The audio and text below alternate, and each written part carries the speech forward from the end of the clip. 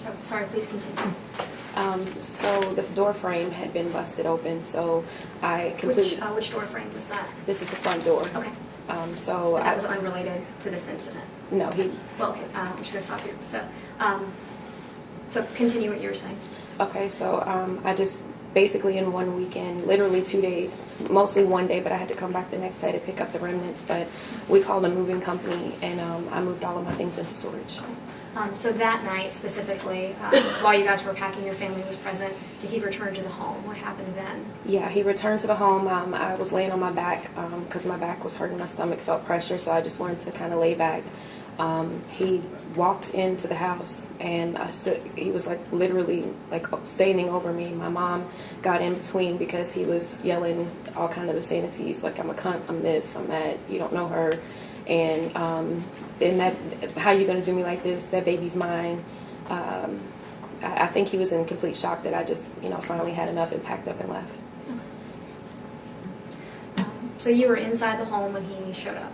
Yes. And your mom was present. Who else was inside? Were there people inside, outside?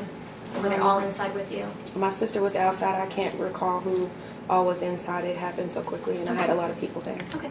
And you said your mom had to get in between you. How close did he get to you that night? Enough to touch me. Okay. Was he physically able to touch you? No, he was trying to get around my mom, but she put her hand up and blocked it. When did he end up leaving? He ended up leaving. He left, and he was outside, and they told me to stay inside. And there was a lot of stuff that was said outside, like he was getting in his truck, and then he had ended up coming back as the police were there. Okay. So prior to him coming back, did you call the police, or did someone call the police? Yeah, my niece was on the phone with the police the moment that he walked in. So your niece called, the police showed up. Was he still at the house at the time that the police arrived? No. Okay. What happened after the police arrived, when they first showed up and responded? They, of course, got my statement, got names, pulled up the EPO information. They got his information. I told them what happened, and then... And did they speak with your family members that were there as well? Yeah, they spoke with everyone there.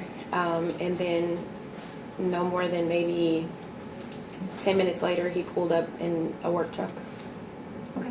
And when he pulled up, what happened then? He pulled up right in front of the cop car.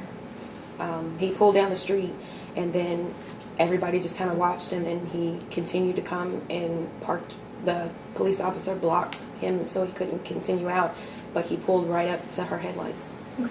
And then what happened then? He was immediately arrested. Just a minute, Judge.